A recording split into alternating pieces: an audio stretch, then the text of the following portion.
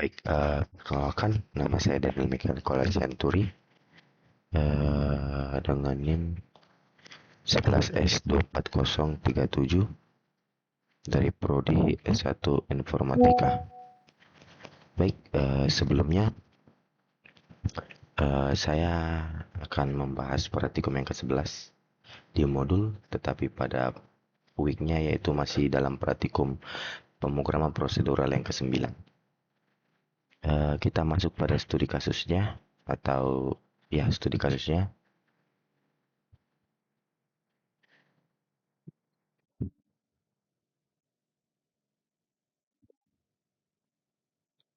Oke, pada studi kasus ini atau tugas 11 ini, pada tugas struktur kali ini kita melakukan operasi berkas. Terdapat dua fitur yang saling berelasi atau berhubungan, yang dimana kita perhatikan bahwa fitur-fitur pendahulu harus tetap tersedia dan dapat digunakan. Pada tugas yang pertama, dimana yaitu simulator membaca data dari pengguna secara interaktif pada saat dijalankan. Simulator tidak memiliki initial atau initial data kosong dan diisi seiring interaksi dengan penggunanya. Pada tugas kali ini kita diminta atau saya akan mengerjakan yaitu mengembangkan suatu solusi yang akan meload initial data ke dalam simulator. Dengan demikian simulator akan memiliki initial data atau tidak kosong. Yang pertama, data bersumber dari berkas yang disimpan dalam directory atau storage, dan kedua, kita tidak diizinkan untuk mengubah dan menyertakan berkas pada directory storage ke center repository atau GitHub. Kita masuk pada studi kasus yang pertama. Pada kode ini bisa kita lihat yaitu ada komentar atau komen, yaitu NIM saya 11S24037 dan nama saya Daniel Mikael Kolasianturi. Tentu diawali dengan header, yaitu mengimport library-nya atau headernya, yaitu ada includes studio .h, include string.h, include dot slash libs slash dorm titik h, baru libs slash student h, libs slash repository dot h. Jadi pada studio.h ini yaitu header yang ya sebagai standar C lah, standar bahasa C untuk input output. Kita butuh ini agar bisa pakai seperti printf, getS, dan juga kayak scanf. Mungkin yang kita pakai juga ada juga string h, yaitu berisi fungsi-fungsi manipulasi stringnya sendiri seperti strcmp, strtalk, strlen, dan lain-lainnya. Ada lib/dom. Pada lib/dom ini adalah header buatan saya sendiri, biasanya berisi struktur data asrama, yang dimana fungsi-fungsi terkait asrama belum terlihat di sini, tapi diasumsikan begitu. Jadi ada juga libstudent h yang berisi struktur data mahasiswa, dan juga libs repository.h kemungkinan berisi fungsi load student, fungsi load dorms, dan juga mungkin fungsi simpan data. Oke, kita masuk pada integer main atau main yang bertipe integer, yang dimana di sini argc juga bertipe integer, sedangkan argv bertipe char, yang dimana pada integer main ini adalah fungsi utama program C tempat eksekusi dimulai, yang dimana argc adalah jumlah argumen yang diketik saat menjalankan program dari terminal, misalnya ./program arg1 arg2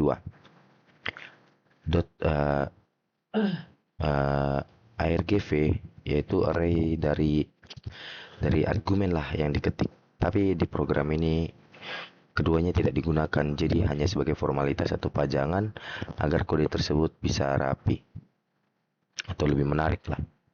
Nah, kita masuk pada mahasiswa 100, asrama 100. Jadi pada mahasiswa 100, di sini kita mendeklarasikan dua array. Jadi ini array pertama dan array kedua, yang dimana mahasiswa 100 adalah kita membuat array berisi 100 elemen bertipe mahasiswa. Jadi mahasiswa kemungkinan adalah struktur dari data yang berisi informasi seperti ID, nama, tahun, gender, dan juga status mahasiswa. Ada juga array asrama. Asrama yaitu 100, sama seperti di atas tapi untuk data asrama. Asrama kemungkinan berisi nama asrama, kapasitas, jenis kelamin di asrama tersebut, apakah male atau female, laki-laki atau perempuan. Memuat data dari file C-nya itu yang dimana integer, ada student count yang bertipe integer, dimana guna kode ini pada student count ini yang sama dengan adalah student, itu adalah dimana membaca data dari file student repository.txt dan menyimpannya ke dalam array mahasiswa. Jadi fungsi ini juga mengembalikan jumlah mahasiswa yang berhasil dimuat dan lalu disimpan di student count begitu. Jadi dari load disimpan ke student count gitu. Jadi file student repository txt dan dorm repository dorms itu sama, tetapi load dorms itu untuk data asrama. Jadi file student repository dan dorm repository itu adalah file teks biasa yang dimana masing-masing berisi data mahasiswa dan asrama yang dipisahkan dengan pemisah lainnya gitu. Jadi kita masuk pada while. Belum, masih char comment ya, char comment 100 atau comment 100 yang bertipe char. Jadi ini membuat variabel comment untuk menyimpan perintah yang diketik user, yang dimana kapasitasnya 100 karakter. Jadi ini variabel comment itu menyimpan perintah yang digunakan oleh penggunanya nanti gitu. Yang dimana kita lihat di sini kapasitasnya itu maksimalnya adalah 100. Kita masuk pada while. While ini while satu ini pada bagian ini adalah perulangan infinite loop. Artinya itu akan terus berjalan selamanya sampai kita menghentikannya secara manual menggunakan break seperti ini. Jadi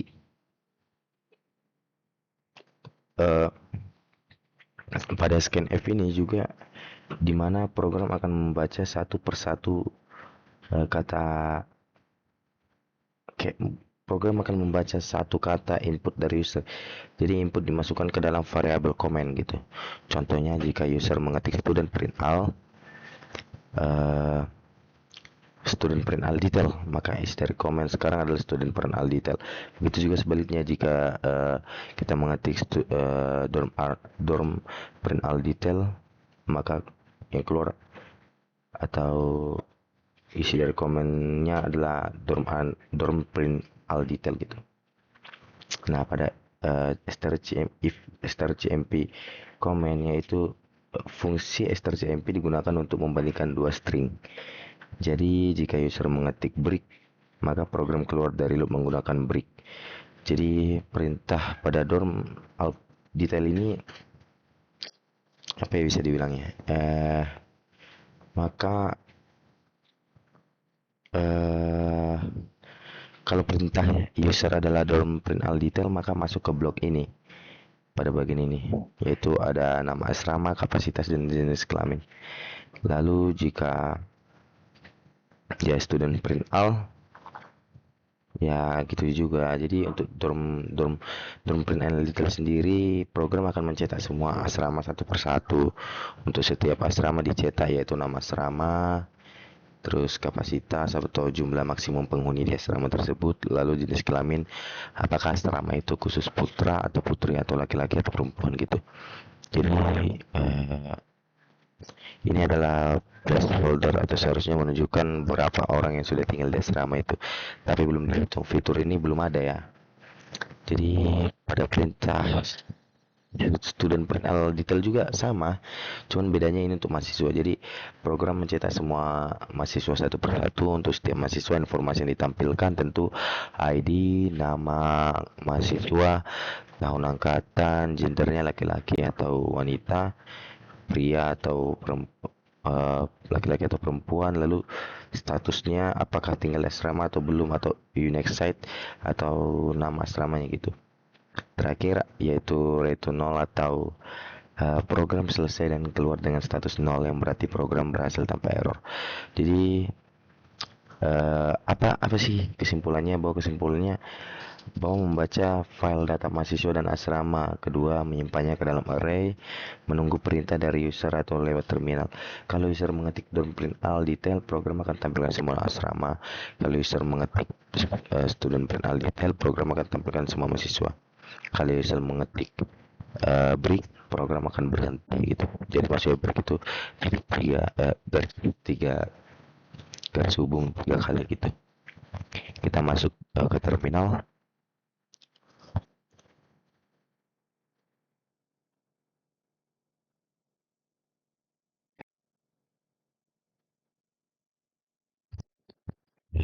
Kita masuk pada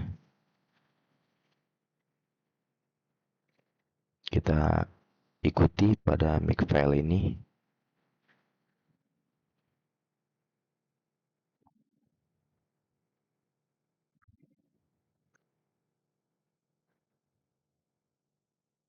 Apa pindah ya?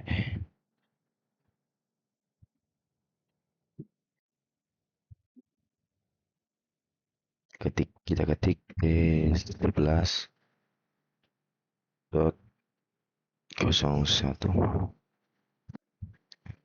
Nah, kita masukkan apa yang diminta, yaitu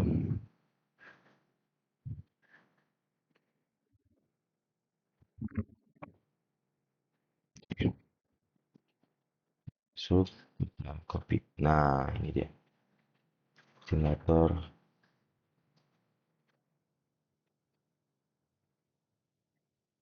Ini student print al.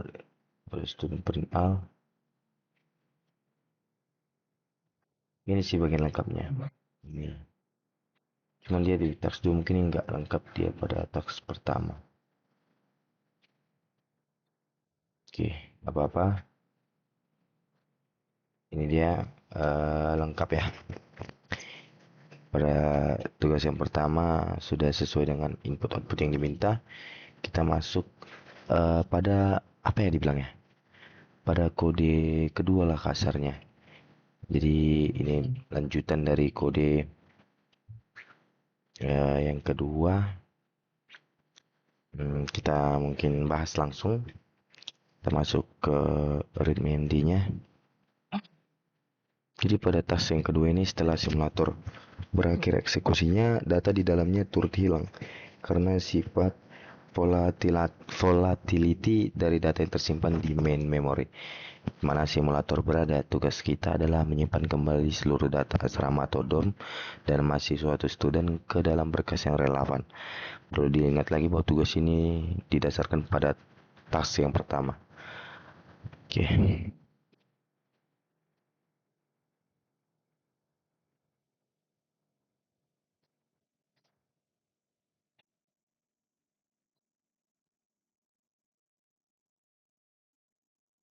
Hmm, Oke. Sudah sesuai, kita masuk pada tugas ini. Jadi sama pada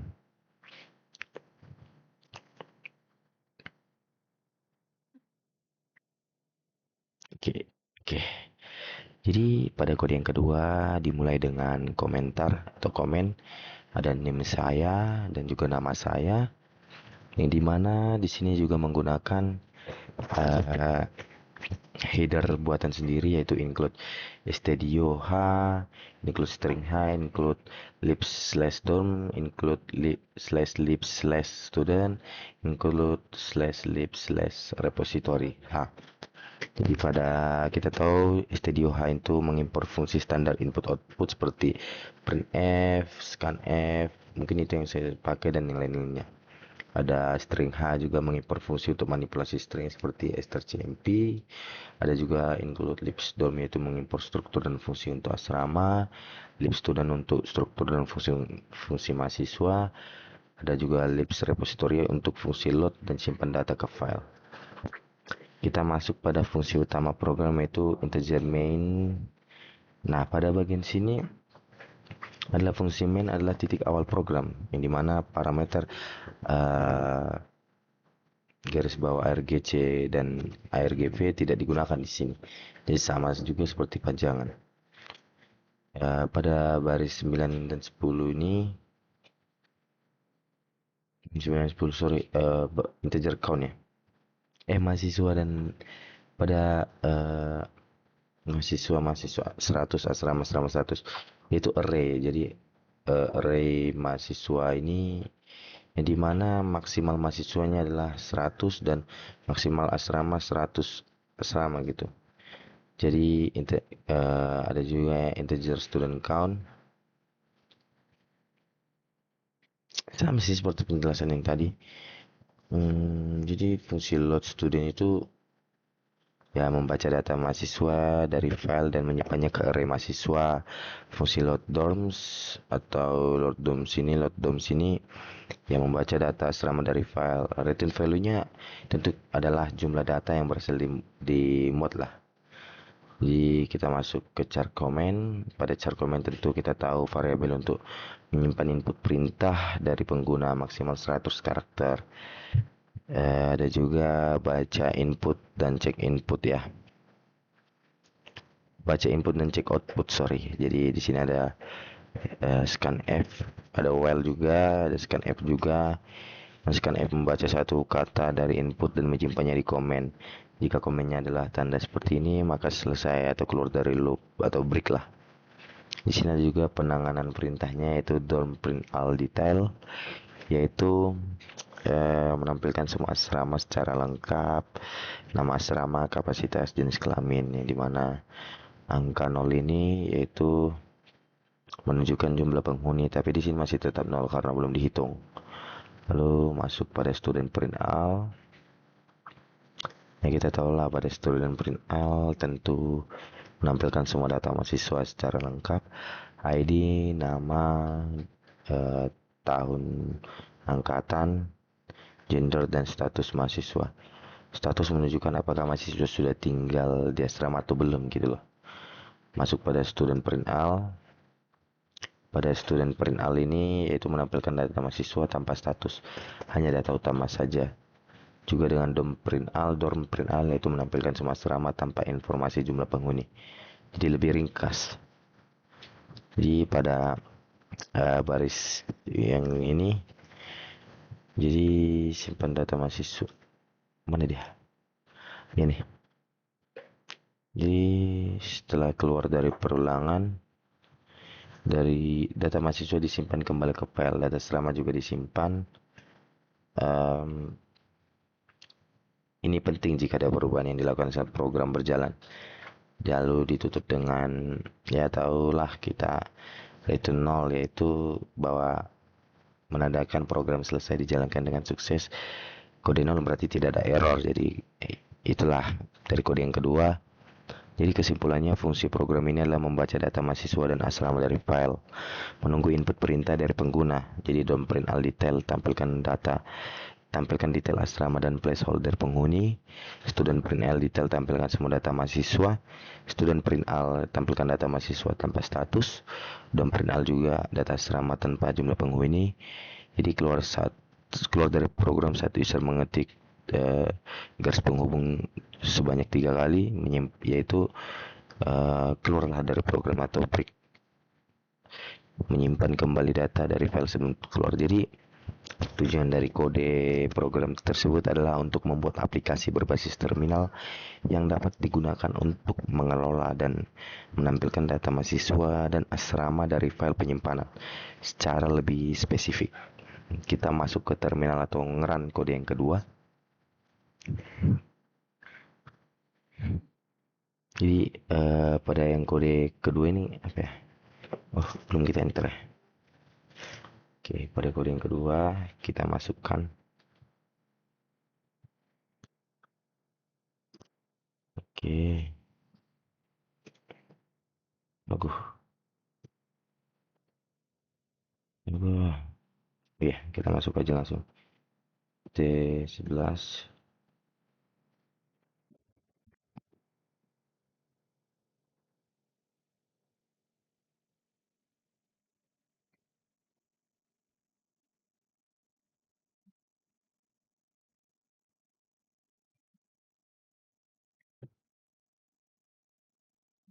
dua. Nah, kita masuk ke kita masuk dari saya kecil layar biar kelihatan full ya. Kita masuk pada ritmenya. Nah, pada tas yang kedua kita disuruh memasukkan kode ini.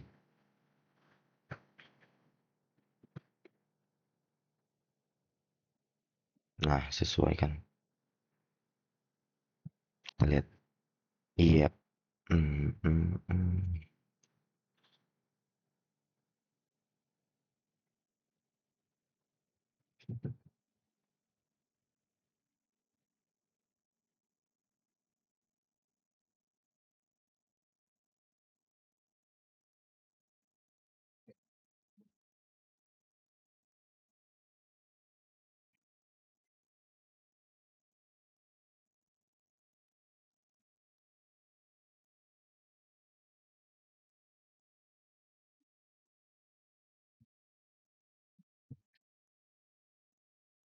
Nah, sampai penjahitan 02 baru bisa masuk inputnya sesuai kan nyata.